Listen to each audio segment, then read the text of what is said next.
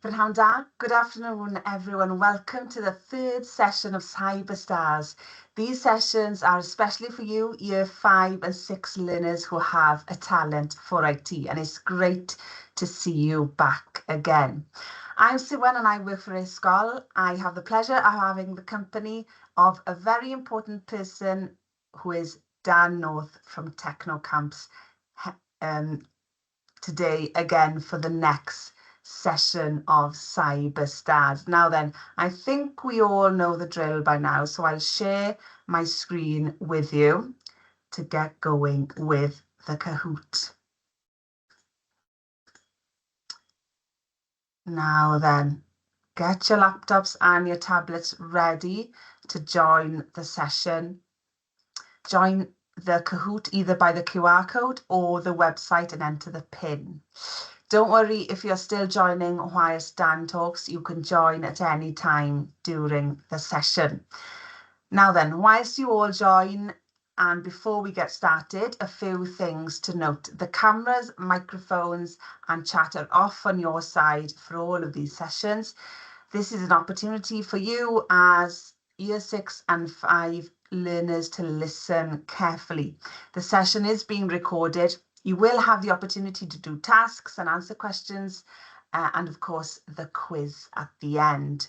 We'll be doing the whole session again through Kahoot and through a website, a special website that Dan will be taking you through. So welcome, Dan. We are grateful for you to join us yet again today. What are we going to be learning today? Thank you, Siran. Well, today, guys, we are going to be looking at, first of all, we're going to be moving away from what we've done over the past 2 weeks. Okay, looking at cryptography and cyber security, how to stay safe on the internet, and how cryptography allows us to do that. And instead, we're moving into what is maybe the most talked about part of computer science over the past couple of years. And that is a topic called machine learning. So we are going to be looking at machine learning. We're going to be learning what it is, how it works, and then we're going to be building our own machine learning model. So machine learning, what is it? You might be thinking, is it a machine? Is it learning like a machine? Is it learning to be like a machine? Is it learning how to become a machine? No. Okay, it's none of those things. It has nothing to do with learning about machines. The order of the words is very important here. It is machine learning. We are teaching a machine how to learn. So machine learning is any system that has the ability to automatically learn and improve itself from its own experiences without being programmed by me or any other programmer. Okay, so we are focusing on how to build machines, how to develop computers that can be provided with data. You can just give them information and they learn that information. Just like you do in school, right? When you're learning something new in the classroom, your teacher doesn't come around and walk around the classroom and sit behind you and on your back and program the information into you. Also, your teacher doesn't stand at the front and say, this is 1, this is 2, 1 plus 1 is 3, 1 plus 2 is 3. This is 2, this is 4, 2 plus 4 is 6. This is 6, this is 8. 6 plus 8 is 14. Because that's a terrible way to teach and you'd be bored out of your minds. Okay? What your teacher doesn't just read everything to you and just put the information in your heads. Your teacher introduces you to new information and then lets you learn from it. You can learn by yourselves. Your teacher just helps you do that. But you are the ones who take in the information, who think about that information, and use it to answer questions about that information. You think about it, you learn it. So the trick here is, how do we make a computer do the same thing? How can we make a computer learn just like a human does so that we as people don't have to program every single thing that computer can do? Because the way computers currently work, humans are the ones who program everything into that computer. You might think your computer is quite clever because it can do really complicated things, but it's not. That's not fair. Your computer's stupid. Everything your computer can do, a human invented, and a human programmed it into that computer. The computer didn't figure it out by itself. The computer's just following a human's instructions. And we're giving the computers credit? It's ridiculous. So, how do we make computers that can actually make that jump and actually learn stuff? Well, that's what we're going to be figuring out.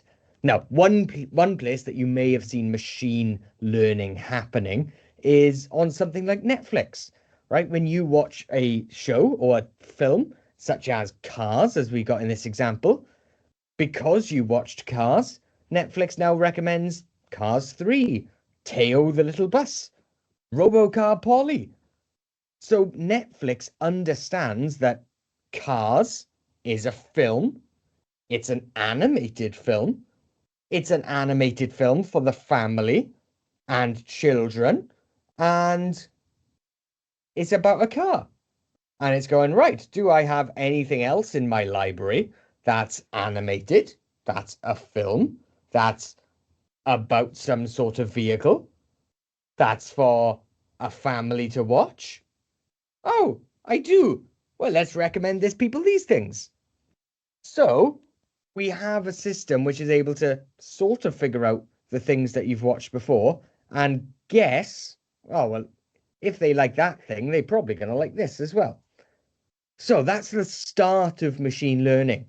Some system that can learn and then figure things out for the future.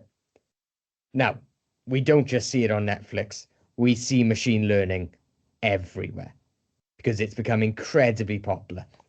And you might be familiar with another term for machine learning, AI, artificial intelligence. Now, machine learning is how we make an artificial intelligence. An artificial intelligence is a specific, really, really big, really built up form of machine learning, right? Something like Siri or Alexa or Hey Google. They are artificial intelligences that can learn stuff about you. It learns your favorite music. It learns what time you go to bed in the night. It learns what time you wake up so it can set alarms for you without you having to do it yourself. It learns about you. It learns your voice. And therefore, it's very helpful. Something like Face ID or Touch ID, also machine learning, so that it can look at my face and it can know what my face looks like. And that means it has to understand what a human face looks like. It needs to know where to look on my face, what's important, what makes my face different to Suan's face, what makes your face different to your teacher's face. It needs machine learning to understand that. Is it an AI? Can my Face ID, I don't know, suggest what film I should watch? No, no, it can't. It just recognizes my face. So machine learning and AI are two separate things, okay? An AI is a type of machine learning, a built up form of it. But we also have things like Teslas, self-driving cars, right? Um, Spotify does similar things to Netflix. Snapchat and Facebook Messenger and things now have AIs that you can talk to, just like ChatGPT we've got on the screen there. You can talk to it. Um, Google Maps, that's a weird one. Google Maps predicts how long it takes you to drive places.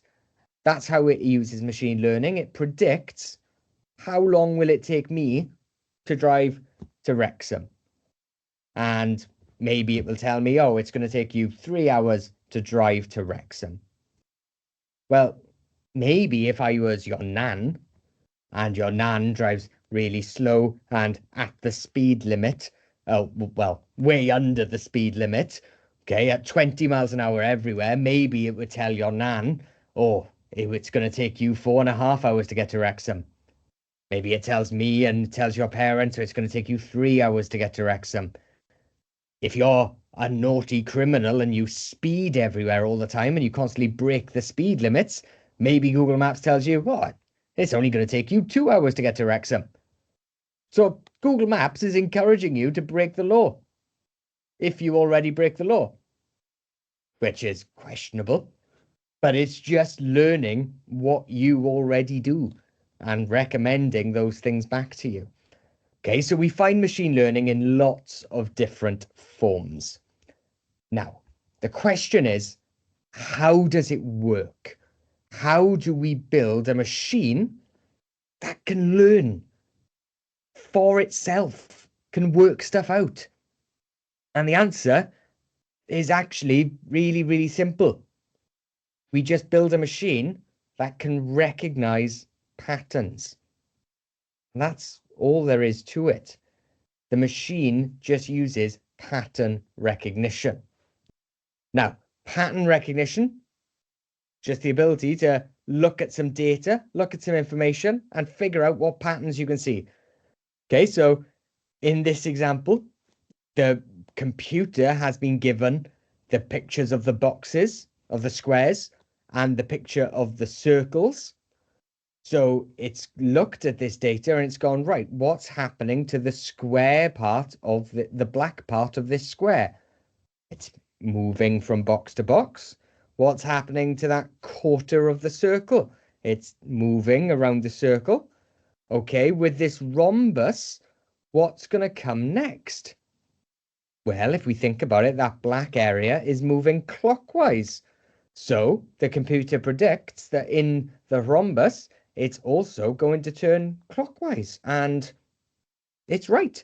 It just predicts what pattern should come next. Okay, now we can test this out on you guys and see if you can predict some patterns for me. So, what would you say the next shape is in this pattern? Is it A, B, C, D, or E? I'll give you all a second to have a think about that and work it out. What shape comes next? This is quite a tricky one because there is more than one pattern actually happening here.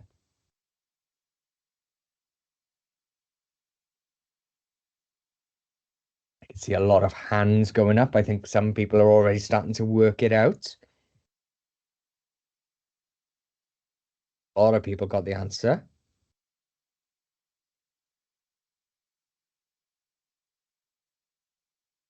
Fabulous. So I think the first pattern that we can definitely see here is the number of sides, right? We have a triangle with 3 sides, followed by a square with 4 sides, a pentagon with 5 sides.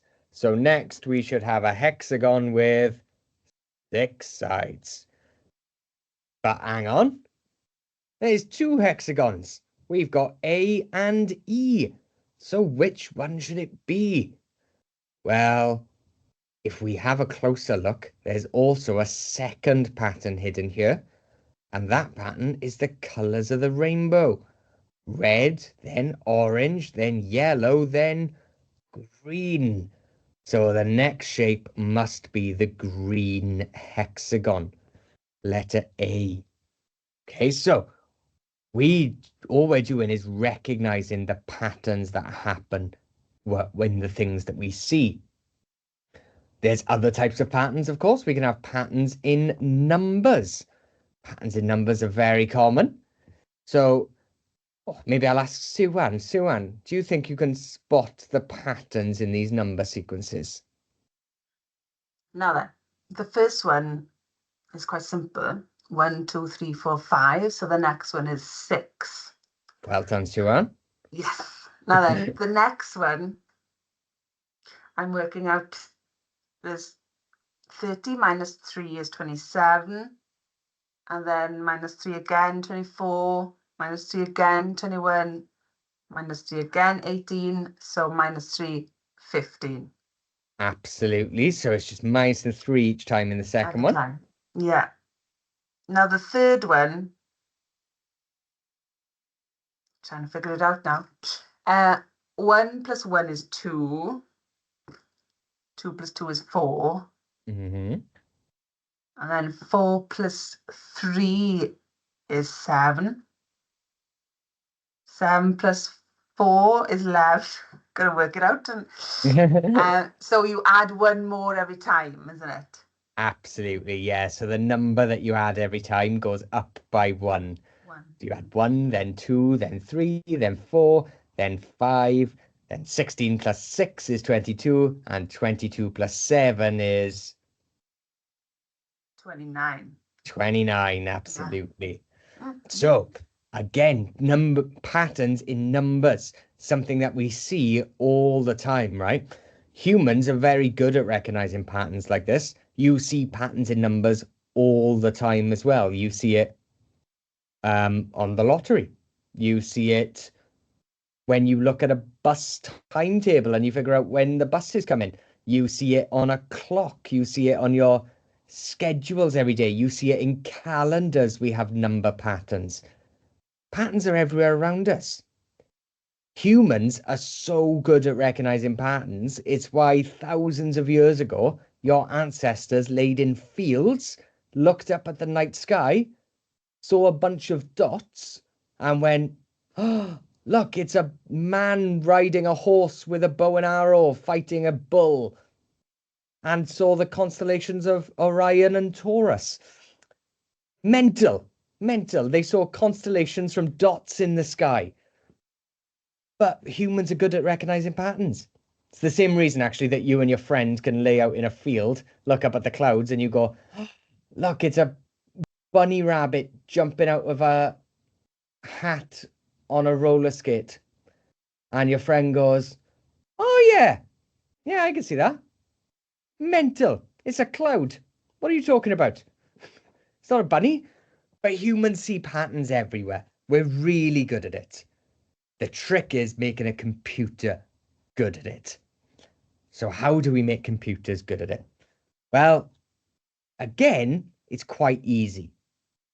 And when I say it's quite easy, I mean the idea of how we do it is quite easy. Actually programming it is quite tricky. Okay, it's a lot of things that you need to set up. But the idea is we give a computer a couple of boxes. I've got a box called A and I've got a box called B. Doesn't matter what their names are. Computers don't care about the names of things. So A and B. And into these boxes, I put a lot of information. I've put a load of stuff into box A, and I've put a load of stuff into box B. Now, I'm sure, being a very smart group of learners, you can all see the pattern already here. There's a pattern in box A, there's a pattern in box B. The computer doesn't know that yet. I'm just filling up boxes with information, lots of data. And now, when I've got enough information in these boxes and I'm happy, I turn to the computer and I say, have a look at these boxes. Have a think about it. Is there anything similar? Can you notice any patterns? And the computer is going to have a long, hard look at those boxes and think, can I notice any patterns? What's similar here? And it just has to think about it. And then when it's done thinking, when it's ready, I give that computer a new object. And I say, here you go. Here's this new thing. Which box does this thing belong in? And if the computer's done its job right and has had enough time to think about all of this information that we gave it, all of the things in box A and all of the things in box B, and it's drawn the right patterns between them, then it will tell me that, well, it might not know what this thing is. Okay, the computer doesn't know what a football is. It doesn't know what a skateboard is or a saxophone. Has no idea. It's just looking at patterns in the information. And so it'll tell me, oh, well, this thing, this football belongs in box A. And I'm sure we all agree that the football obviously belongs in box A with all the sporty stuff, not the box B with all the musical instruments. And that's how machine learning works. We just give a computer a lot of different boxes, and the key part here is not so much the boxes, but it's filling the boxes with information.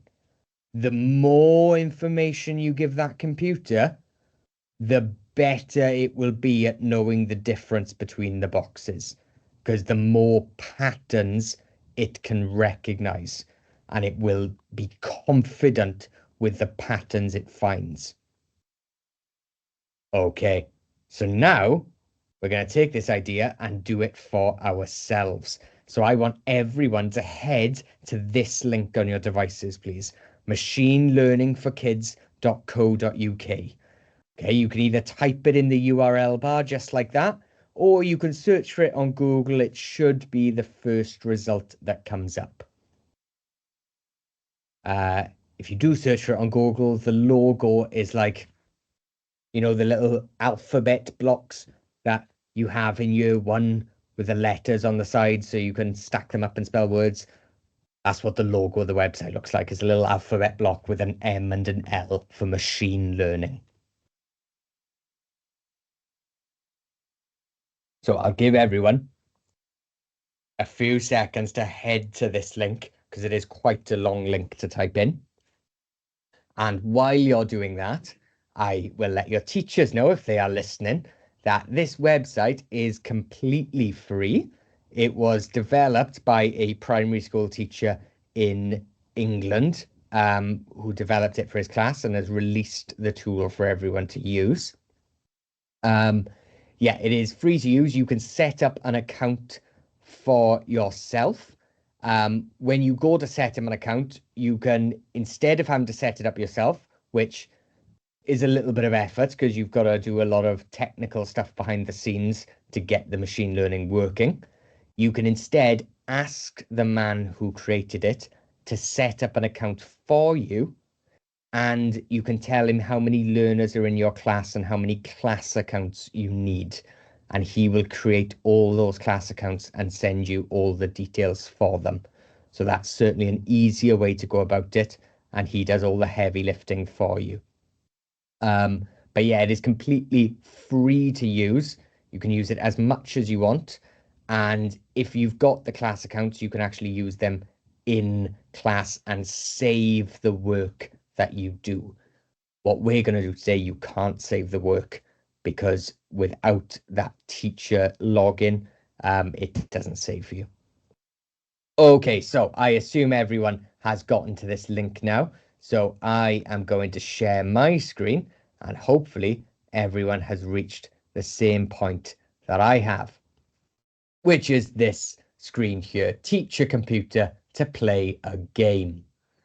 And on this screen, what we're going to do is we're going to click Get Started. Ooh, there we go. And it asks, is it your first time here? Well, we can't sign up as learners.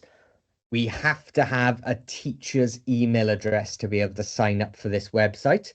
So only our teachers are able to do this part. We can just click Try It Now.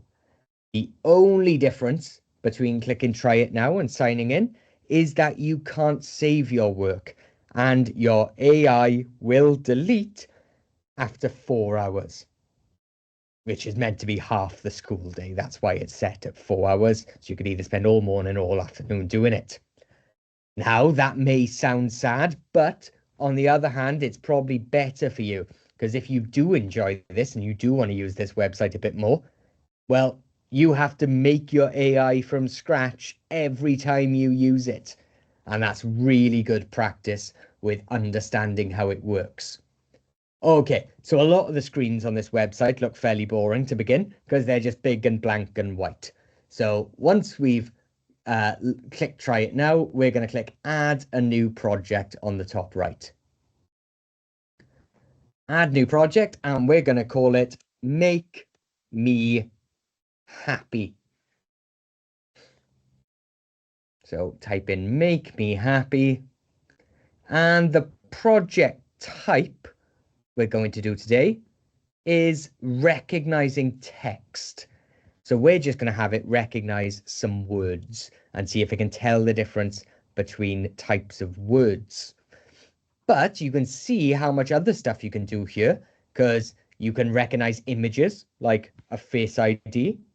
You can recognize numbers, so you can do some like scientific experiments and have it recognize different numbers in tables. You could really use this a lot in your sciencey lessons, and you can use this stuff with things like a microbit to make some really cool experiments. You can recognize sounds like Siri or Alexa, or you can even predict numbers, predict what the next number will be. So you can try and predict the lottery based on last week's numbers. I don't think it's going to work for you, but by all means, give it a go and try and win the lottery. But as I said, today we're going to recognize text like an AI chatbot or ChatGPT or something like that. So recognizing text, we're going to keep it at English. We don't want to recognize any other language. And storage, you can just say in your web browser. Okay, so we should have make me happy, recognizing text, English in your web browser. And once we've got all those four, we're going to click create. And there we go. We've now got an AI project called Make Me Happy. And our next step is to click on this project and go into it. And this takes us to our screen of three options. Three options, they're really three steps, because any machine learning requires you to do these three steps. Step number one is to train that model. We need, just as we did with the buckets, to gather a lot of data and put it into buckets for the AI to collect and then start to understand. Then we need the AI to learn that information, and we'll test whether it works. So it looks at all this data you've given it. It tries to understand any patterns that it can find in that data, anything at all. And then it lets us test how accurate it is. Is it getting it right? And finally, we can make other things using our model. But to begin, we're getting ahead of ourselves. Let's click train. And again, we're back to a big blank white screen. So we're going to click up here, add new label to make our first bucket. And we're going to call that bucket nice, N-I-C-E. And click add. And there we go. We've got a nice big bucket called nice. But that's just like our first bucket, like our bucket of sports equipment. This is a bucket of nice things. The computer doesn't really care if you spelt nice right, because the computer doesn't care what the name of the bucket is. The name's not important, just like I called them A and B before. Then I'll add another label. So add new label again. And I'm going to call it nasty. N-A-S-T-Y. Nasty. And click add. And there we go. We've got another bucket called nicety. Nicety. Nicety's halfway. Nasty. And you'll see at the top, it tells us exactly what this screen is for. It is recognizing text, so things that we type, as something nice or something nasty. It's going to try and tell the difference between nice and nasty things. Bear in mind, the computer doesn't know what nice and nasty means. I could call these buckets anything. I could call these buckets 12 and 27. I could call it sausages and cabbages. It wouldn't matter. Okay? Nice and nasty are just names for us, for humans to keep track. The computer don't care at all. Okay, so what I'm going to do is I'm going to click add example at the bottom of my nice box, and I'm going to add a nice thing. So something that I think is nice. And let's go with chocolate. I like chocolate. And I'll click add. And there we go. We've added chocolate to nice things. Then I can do it again. I can add another example. What else do I like? I like my dressing gown. I love a good dressing gown. There's nothing like getting home from a long day at work and putting your dressing gown on. Just makes it feel like you're done working, doesn't it? It's really good. So chocolate, dressing gowns. Sue-Ann, any ideas from you? What things do you like?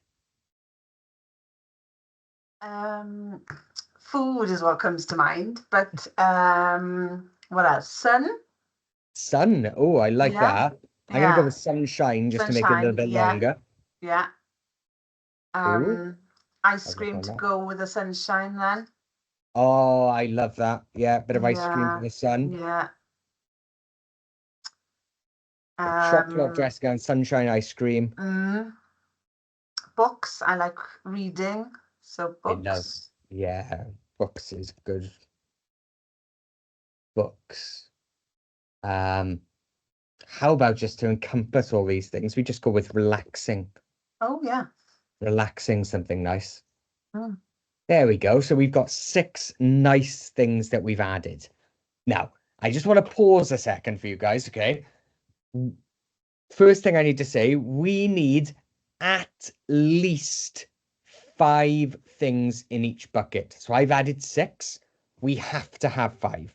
If it's less than 5, the website won't even try and learn it because there's not enough things for it to try and make patterns between them. It needs to have a lot of data so that it can try and find similar patterns. So you need at least 5 in each box. So 10 in total, at least 5 in each. Okay. Also, we've added single words here, which is good. And we'll see that it does work surprisingly well. Well, we hope. But you don't have to put single words in. You can put full sentences here.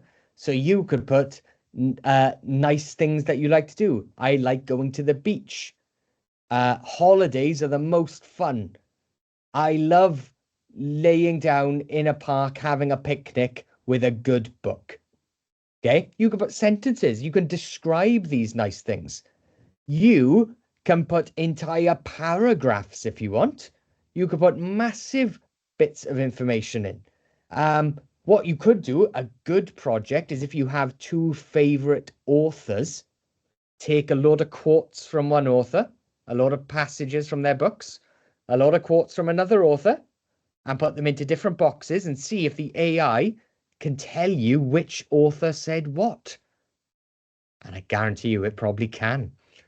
Okay, so really cool experiments that we can do with this website.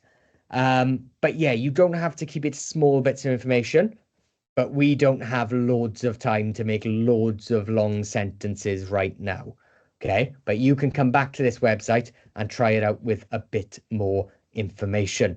Because remember, the key thing here is the amount of data. The more data we give that AI, the more patterns it's able to find, and therefore the more accurate those patterns can be. So more data equals a better AI in the end. But for now, we're just keeping to 6 nice, simple words, and we'll see how well that works. Okay, so now I'm going to move to my nasty box, and I'm going to add 6 examples for nasty. What's something I don't like? I don't like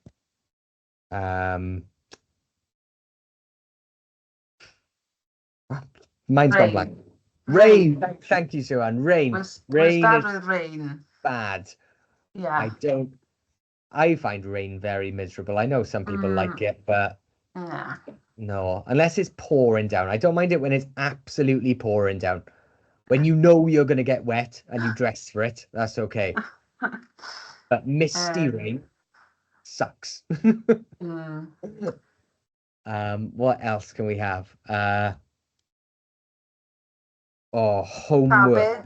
Yeah, homework. Oh, You said cabbage is a good cabbage one. there as well. Homework, cabbage. Cabbage is terrible. You know what? I don't mind cabbage when it's raw. A nice bit of raw Ah, red cabbage is quite nice. oh, As soon as you steam it, though, it smells weird and I don't like it. What else? Traffic Traffic. That's a good one. or traffic jam. Yeah, If you want it a bit longer. traffic jams. That's really good. I like that.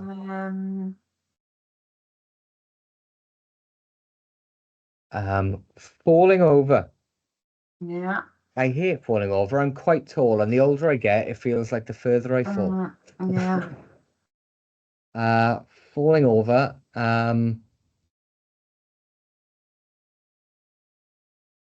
And what else can we have?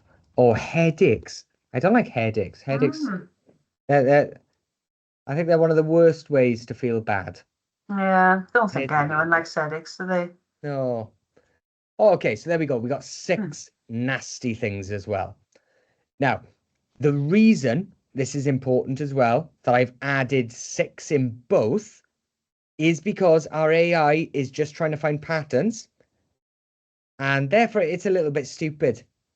It is a bit stupid. It's not a human. It's not intelligent like you guys are. It can't work things out for itself.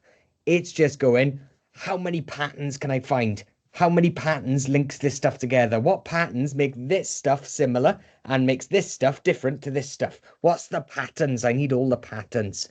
Now, if I have 30 nice things and 5 nasty things, well, then it's got loads of patterns here and not many patterns here. So when I type something in and it tries to find patterns, it's got 30 nice patterns it can look for, but only 5 nasty patterns it can look for. So it's going to end up thinking a lot more stuff is nice than is nasty. And that's not necessarily true. I mean, it might be true. It depends what you want your AI to do, right? But generally, we probably want to keep them the same so that it can find both of them just as much. So that's an important point to bear in mind, okay? So I've kept these very similar. And now that I've got 6 in each, I'm going to click back to project. And this takes me maybe back to my screen of 3. And now that I've done the training, we've added the data, we can move on to learn and test. And you'll see on this learn and test, it says you've collected 6 examples of nice and 6 examples of nasty. That is enough. That's more than 5. So I can now click this button, train new machine learning model. And it is going to train the model on the information I've given it. Now, this probably takes about 30 seconds with just a little bit of data. But where is this being trained? Is this being trained on your computer, in your internet browser? No, this is being trained in California. It is being trained on a supercomputer called Watson. And Watson, the supercomputer at IBM, which is a big computer company in California, Well, Watson is actually the world's grandmaster at chess, meaning he's beat all of the world's best professional chess players. So we're talking to a supercomputer that can beat anyone in the world at playing chess, which is pretty cool. Okay, you are talking to a computer the other side of the world. And there we go. Watson has looked at my nice and nasty things, and Watson has trained up and thinks that they know the difference. So I've got this box in which I can enter some new text. And one thing I definitely didn't try typing in was school. Now, as a group of very smart learners taking part in these sessions, I'm sure all of your models are going to say how good school is and that it's most definitely a nice thing. And I hope that that's true. I've typed in school and I'm going to click test. Uh-oh. Well, my model thinks school is a nasty thing and it's 66% confident that that's true. That's probably because I said homework was a nasty thing, isn't it? I should have added normal work on the other side if I wanted it to think school was nice. Um, how about something completely different though? Let's go with friends. Are friends nice or nasty? We can click test. Nice. Oh, it's only 30% confident though. It's not very sure at all, but it is leaning toward the fact that that's probably a nice thing. Do you have an example of a nasty thing, Suan? Something completely different. Oh, oh, it's hard to think now, isn't it? No, think on your feet. Yeah. Going into hospital Oh yeah. or being ill. Being ill, being ill. I'll go with Yeah. being ill. That's a good way of phrasing it. So being ill, let's see. Yeah. Nasty, and it's Ah, 79% confident that it's nasty. So that's really good. It recognizes that being ill is a bad thing. And it's linking that to all of the other bad things we mentioned. How about Brussels sprouts? I hate Brussels sprouts. They ruin Christmas. No, they don't. But they're minging. They are minging. I'm going to click test. And there we go. They're 76% confident that Brussels sprouts are nasty. And I agree. They are horrible, horrible vegetables. So there we go. We've got an AI which can pretty reliably tell the difference between what I think is something nice and what I think is something nasty. Now, Suan mentioned something really important last session, which was what happens, Suan, if we type in ice cream? hmm. Because ice cream was in our training data. So how confident do we expect it to be? Well, it should be 100% then, shouldn't it? Should be Should 100%. be. And it is. It is because it matches the pattern exactly. That exact pattern is in the data. So the AI knows, oh, well, that's a nice thing. That's definitely a nice thing. There's no question about that because I've got that pattern. So that shows us that all this is doing is recognizing patterns. It's trying to find patterns in these words and patterns in the letters and trying to figure out, does that mean it's something nice or nasty? And somehow, by some sort of magic, it works. And that's how AIs are built, okay? Now, as I said, on this website, it is free for you to use. You can click try it now anytime and come into this and do as much or as little as you want playing with AIs, okay? It says that we started training this at 5 to 3 and it is going to run out at 5 to 7. So 4 hours, like I said. Also, next week, we're going to have a look at this make, because the one thing we didn't do today was actually use this model. But if you look, we can take this model into Scratch and program a Scratch game that uses our AI. And so next week, that's what we're going to do using one of the AIs they already have for us. Okay, but with that, it has just gone 3. I hope everyone's enjoyed this, and let's do the Kahoot. Oh, looking forward to next week already, Dan. Right, we'll go through the quiz. There are only 3 questions this time, so go for it with the answers. Think about it before you answer. You've got 30 seconds.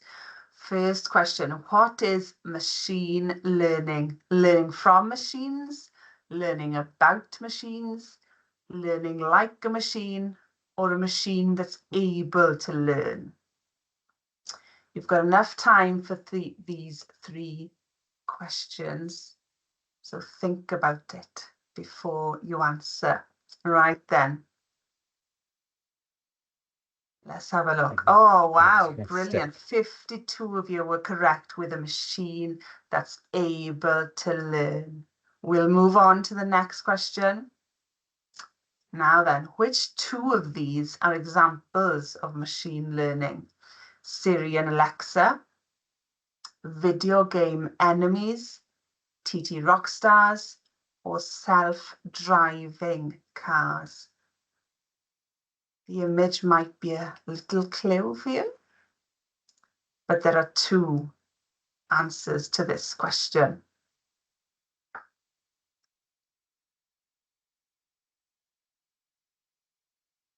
Now then. Oh, well done. Siri and Alexa and self-driving cars were the answers there. We'll move on to the last question then. How does machine learning work? Magic. It listens to your teachers. It recognizes patterns, or it knows everything. How does machine learning work? The answers are coming in very quickly. I don't think you need 30 seconds. Oh, absolutely.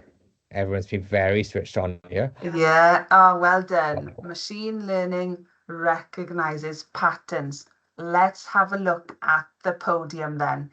In 3rd place today, Lively Unicorn. Fuzzy Possum in 2nd, and coming out on top, ooh, Stella Possum. Well done, everyone. Thank you very much for joining us for another Cyber SARS session. Thank you very much, Dan, and we look forward to seeing you and everyone else next week. Diolch yn fawr, pawb. Well, pawb. Ta-ra.